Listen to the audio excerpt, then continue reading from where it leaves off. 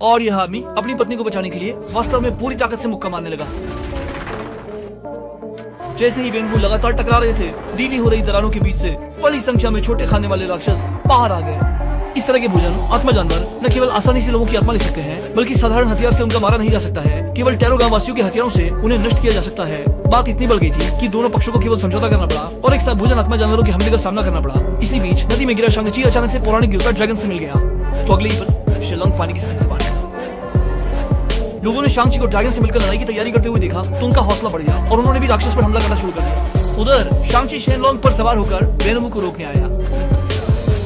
लड़ाई के दौरान वेनमू एक हाथ से हथियार के छल्ले को घुमाते हुए विजय के साथ उसे शांग-ची की ओर फेंकता है, लेकिन शांग-ची की ताइची तकनीक के प्रभाव में छलने का रंग बदल जाता है और वह शांग-ची का हथियार बन जाता है।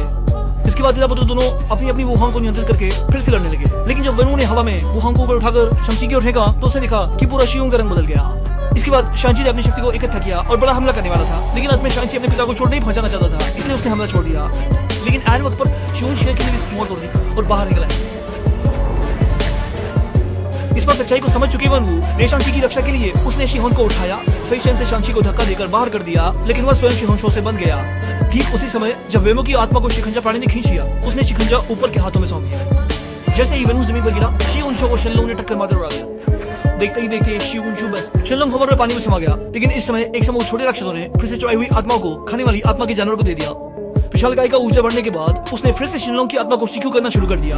महत्वपूर्ण क्षण में एक उड़ती तलवार ने शियुन शो के गले को सिचुआन करके शिनलोंग को बचा लिया और इस समय शंग-ची ने सारी शियुन को शियुन शो के शरीर में डाल दिया। फिर शंग-ची ने शक्ति का उपयोग करके शियुन शो को अंदर से विस्फोट कर दिया।